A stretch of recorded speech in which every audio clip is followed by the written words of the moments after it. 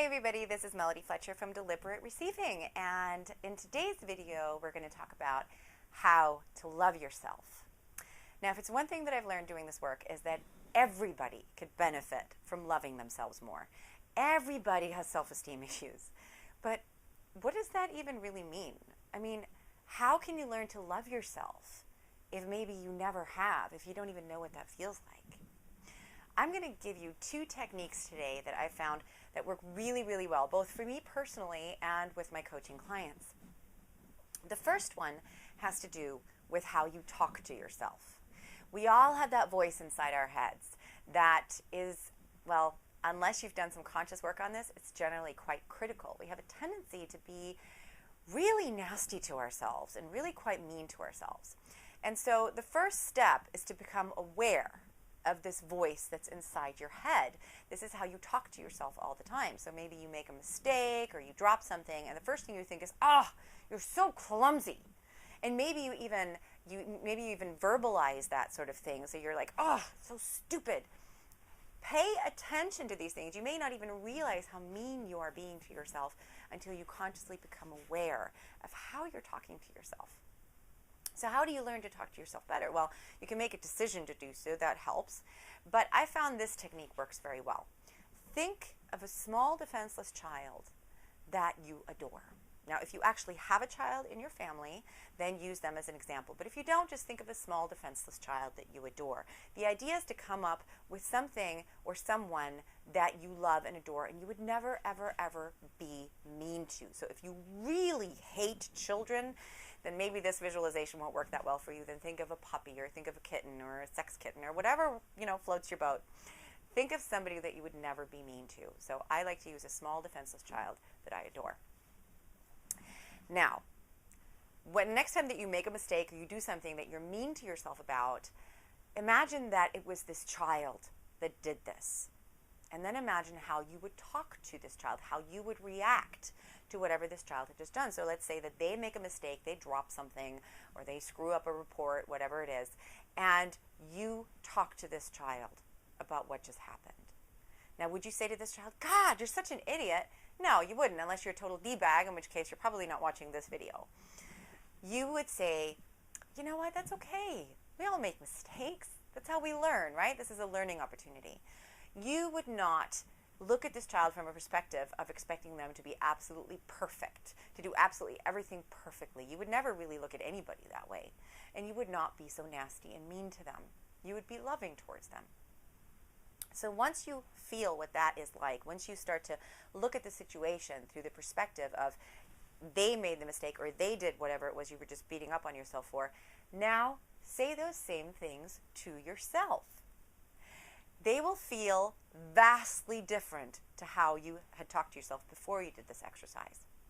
And every time you catch yourself being really mean to yourself, don't beat up on yourself for beating up on yourself. Just shift your perspective. Run everything that you say to yourself through this filter of talking to this small, defenseless child that you adore. And you will be amazed at how quickly you start to feel better, at how quickly you start to talk to yourself in a much kinder way, and how much better that feels. This really doesn't take a lot of time because you are working with your inner being. You're working with how you really look at yourself, and you'll be amazed at how quickly you gain some momentum. So that's technique number one. The second technique works a lot better if you've already started the first technique because you've already gained some momentum. And that is where you actually start to learn how to love yourself. So what you want to do is you want to think of somebody in your life right now or from the past, maybe a grandparent, somebody like that, that you absolutely love. Somebody that brings up very little negative feeling. So, if you sort of don't get along with your mother, but you love your mother because you're supposed to, that's not the person to choose. Choose somebody that you absolutely love.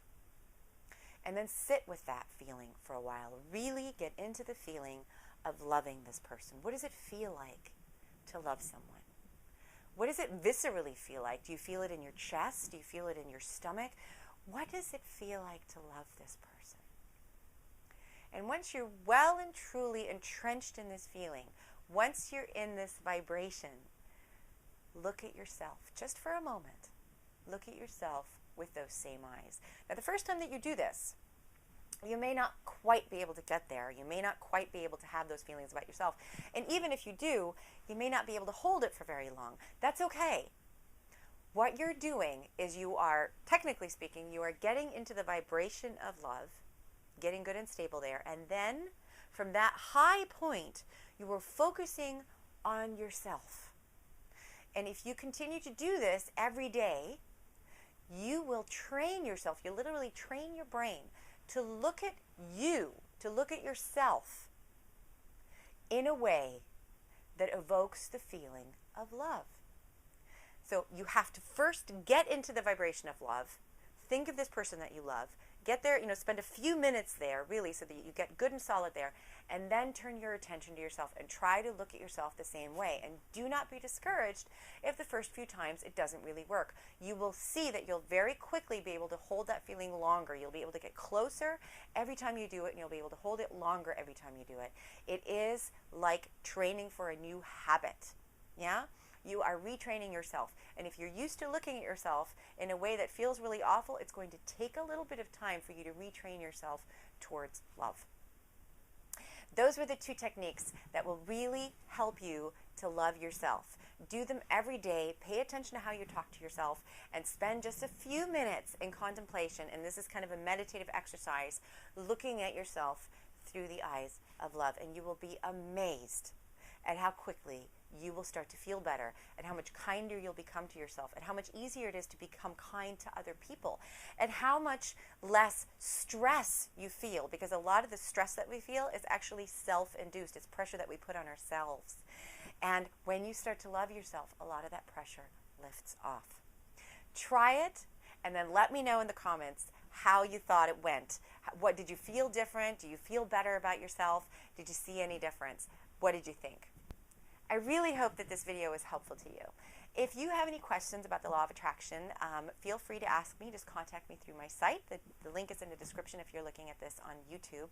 And you can ask me any questions about the law of attraction that you like. I will do my best to answer them ASAP in a video or on my blog. Until next time, huge happy shiny puppy hugs to all of you guys, and thank you so much for watching.